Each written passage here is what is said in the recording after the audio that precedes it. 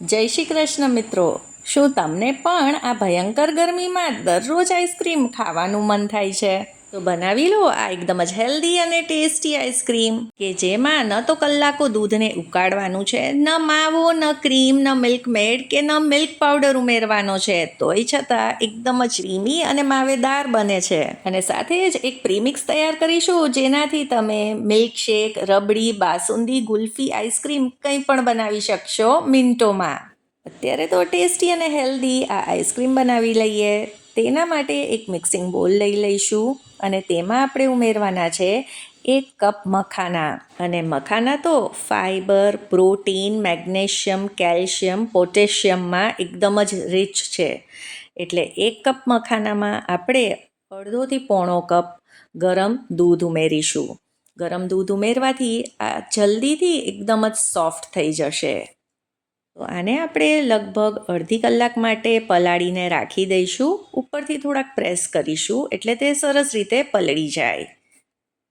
હવે આઈસ્ક્રીમ તૈયાર કરવા માટે આપણે એક જાડા તળિયાવાળી કઢાઈ કે પેન લઈ લઈશું. તેમાં થોડુંક પાણી ઉમેરી તેમાં 1 લીટર ફૂલ ફેટ દૂધ ઉમેરીશું. તો આ 1 લીટર દૂધમાંથી જ આપણે થોડુંક દૂધ કાઢી ગરમ કરીને મખાનામાં ઉમેરેલું છે. અને સાથે જ અહીંયા અડધો કપ જેટલું ઠંડુ દૂધ આપણે એક તરફ રાખી દઈશું. એ આમાં નથી એડ કરવાનું.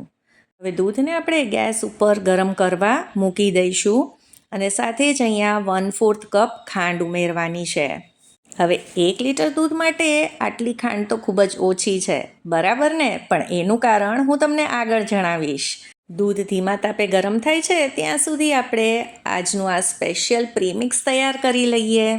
આની રેસિપી અને સાથે જ તેમાંથી આ ડ્રાયફ્રૂટ મિલ્ક બનાવવાની રેસિપી પણ મેં શેર કરેલી જ છે. જો તમે તે ન જોઈ હોય તો અત્યારે હું ફરીથી શેર કરી રહી છું, જે ફક્ત 5 જ મિનિટમાં તૈયાર થઈ જશે. તેના માટે આપણે નાનું મિક્સર જાર લઈ લઈશું ચટણીનું અને તેમાં 1 કપ ખાંડ ઉમેરીશું. હવે આ પ્રીમિક્સમાં આપણે ખાંડ ઉમેરી રહ્યા છીએ એટલે જ આપણે આ આઈસ્ક્રીમ બનાવવામાં ઓછી ખાંડ એડ કરી છે. સાથે જ 1/3 કપ આમાં કસ્ટર્ડ પાવડર ઉમેરીશું. આ વેનીલા ફ્લેવરનો કસ્ટર્ડ પાવડર છે. 20 નંગ એટલે કે 1/4 કપ જેટલા કાજુ એડ કરીશું. સાથે જ તેટલા જ પ્રમાણમાં બદામ ઉમેરી છે અને એની સાથે આપણે પિસ્તા પણ લઈશું. આ સિવાય પણ તમે બીજા ડ્રાયફ્રૂટ્સ એડ કરી શકો છો. અહીંયા થોડીક ગુલાબની સુકાયેલી પાંદડીઓ પણ ઉમેરી રહી છું. આ શરીરને ઠંડક આપશે. સાથે જ આપણે થોડાક ઇલાયચીના દાણા પણ ઉમેરીશું. આખી ઇલાયચી અત્યારે હું નથી એડ કરી રહી, આના ફક્ત દાણા જ ઉમેરી રહી છું. જો તમારી પાસે તૈયાર ઇલાયચી પાવડર હોય તો તે પણ ઉમેરી શકો છો. સાથે જ થોડુંક કેસર ઉમેરીશું. આ એડ કરવું ઓપ્શનલ છે. આની જગ્યાએ તમે ચપટી હળદર પાવડર પણ ઉમેરી શકો છો, જેનાથી પણ સરસ કલર આવશે. હવે આ બધી જ વસ્તુને આપણે પલ્સ મોડ ઉપર પીસી લેવાની છે, એટલે કે મિક્સરને ચાલુ બંધ કરતા, એટલે ડ્રાયફ્રૂટમાંથી ઓઇલ રિલીઝ નહીં થાય અને આ રીતે આપણને એકદમ જ સરસ આનો પાવડર એટલે કે પ્રીમિક્સ મળશે. આ પ્રીમિક્સને તમે કોઈ પણ એરટાઇટ બોટલમાં ભરી અને ફ્રીઝમાં 5 થી 6 મહિના માટે સ્ટોર કરીને રાખી શકો છો અને જ્યારે પણ તમને મન થાય આમાંથી દૂધ, કોલ્ડ ડ્રિંક, આઈસ્ક્રીમ, બાસુંદી કંઈ પણ બનાવી શકો છો. હવે અત્યારે તો આપણે 1 લીટરના માપથી આઈસ્ક્રીમ તૈયાર કરી રહ્યા છીએ, તો તેના માટેનું માપ જોઈ લઈએ. તેના માટે 6 ટેબલ સ્પૂન આપણે આ પ્રીમિક્સ લેવાનું છે. હવે 1/4 કપ જેટલું જે ઠંડુ દૂધ આપણે એક તરફ રાખેલું તે આમાં થોડું ઉમેરી મિક્સ કરી એકદમ જ આને લમ્પ્સ ફ્રી તૈયાર કરી લઈશું. જો તમે ગરમ દૂધ ઉમેરશો તો આમાં ગાંઠા થઈ જશે. હવે આપણે દૂધને ચેક કરીએ તો તે પણ સરસ ગરમ થઈ ગયું છે અને તેમાં એક ઉભરો આવી ગયો છે. ફ્લેમને લો જ રાખેલી છે.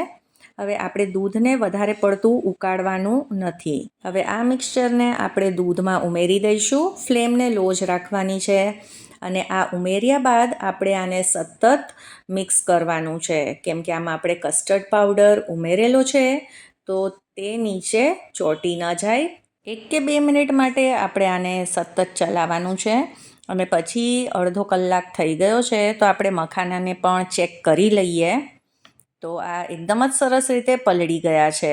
ગરમ દૂધમાં પલાળ્યા છે એટલે એકદમ જ સોફ્ટ થઈ ગયા છે અને આ રીતે દબાવવાથી સરસ તે ક્રશ થઈ જાય છે. હવે મખાનાને મિક્સર જારમાં ટ્રાન્સફર કરીશું. સૌથી પહેલાં બધું દૂધ આમાં નહીં ઉમેરીએ, નહીંતર તે સરસ રીતે નહીં પીસાય. અને આને પીસતી વખતે થોડું થોડું કરીને જે બધું દૂધ હતું તે આમાં એડ કરી દીધેલું.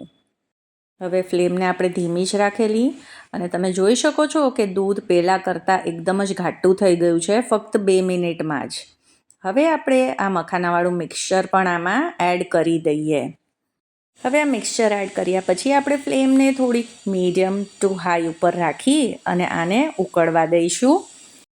આઈસ્ક્રીમને વધારે રીચ અને ક્રીમી બનાવવા મેં ઘરની થોડીક મલાઈ આમાં ઉમેરેલી છે. તો આ જે દૂધની ઉપરની મલાઈ હોય તે જ છે. 2 મોટા ચમચા તે એડ કરી રહી છું. આમ તો તમે આ ન ઉમેરો તો પણ આપણો આઈસ્ક્રીમ એકદમ જ ક્રીમી અને દાણેદાર જ તૈયાર થશે.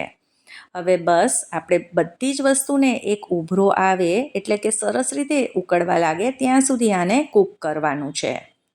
ફક્ત 1 જ મિનિટમાં આ મિક્સચર એકદમ જ થીક થઈ ગયું છે અને આ રીતે ચમચાની પાછળની સાઈડને એકદમ જ સરસ રીતે મિક્સચર કોટ કરી રહ્યું છે. તો હવે આ સ્ટેજ ઉપર આપણે ગેસની ફ્લેમને બંધ કરી દેવાની છે, કેમ કે જેમ આ મિક્સચર ઠંડુ થશે તેમ હજી પણ આ વધારે ઘટ થઈ જશે. હવે આને આપણે ગેસથી ઉતારી લઈશું અને વચ્ચે વચ્ચે આ રીતે તેને મિક્સ કરીશું એટલે તે જલ્દીથી ઠંડુ થઈ જશે. અને જ્યારે તે થોડુંક ઠંડુ થશે 10-15 મિનિટ પછી તો તમે જોઈ શકો છો કે આ કેટલું ઘાટું થઈ ગયું છે પહેલાં કરતાં પણ. હવે આઈસ્ક્રીમ જમાવવા માટે અત્યારે હું આ પ્લાસ્ટિકનું કન્ટેનર લઈ રહી છું. તમે આની જગ્યાએ કોઈ પણ બીજું કન્ટેનર વાપરી શકો છો. હવે આઈસ્ક્રીમમાં ઉપર આઈસ ક્રિસ્ટલ્સ ન જામે તેના માટે તમે સિલ્વર ફોઇલ કે પછી ક્લિંગ રેપ કે કોઈ પણ પ્લાસ્ટિક પણ તમે આની ઉપર આ રીતે રાખી તેને કવર કરી દો એટલે આના લીધે આઈસ ક્રિસ્ટલ્સ નહીં જામે.